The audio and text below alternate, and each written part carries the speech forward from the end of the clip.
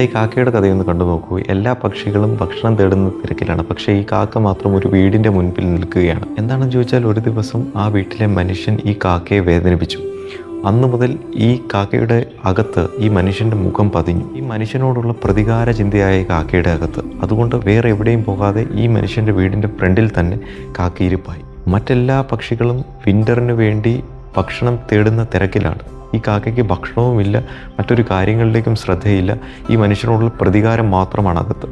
എപ്പോഴെല്ലാം ഈ മനുഷ്യൻ വീട്ടിൽ നിന്ന് പുറത്തിറങ്ങുന്നു, അപ്പോഴെല്ലാം ഈ കാക്ക അദ്ദേഹത്തിൻ്റെ തലയിൽ ആക്രമിക്കും. അങ്ങനെ വിൻ്റർ വന്നു. വിൻ്റർ ആയപ്പോഴേക്കും മറ്റു പക്ഷികളൊക്കെ ശേഖരിച്ച ഭക്ഷണം തിന്ന് ജീവിക്കുന്നു. പക്ഷേ ഈ കാക്കയ്ക്ക് ഭക്ഷണമില്ലാതെ കാക്ക ചത്തുപോകുന്നു. ഈ കാക്ക ചത്തുപോയതിന് കാരണം വിൻ്റർ ആണെന്ന് പറയാൻ കഴിയില്ല. കാക്കയുടെ അകത്തുണ്ടായിരുന്ന പ്രതികാര ബുദ്ധിയാണ്. ഇതിനെയാണ് നമ്മൾ റുമിനേഷൻ എഫക്റ്റ് എന്ന് പറയുന്നത്. പലപ്പോഴും പ്രതികാര ചിന്ത നമ്മുടെ അകത്ത് വരുമ്പോൾ ഇന്ന് നമ്മളെ തന്നെ അറിയാതെ കൊന്നുകൊണ്ടിരിക്കുകയാണ്. ഒരു കാര്യത്തിന് നമ്മൾ ക്ഷമിച്ചു എന്നതിന് ഭൂതകാലത്തിൽ നടന്ന കാര്യം ശരിയായിരുന്നു എന്ന് നമ്മൾ അംഗീകരിച്ചു എന്നർത്ഥമില്ല.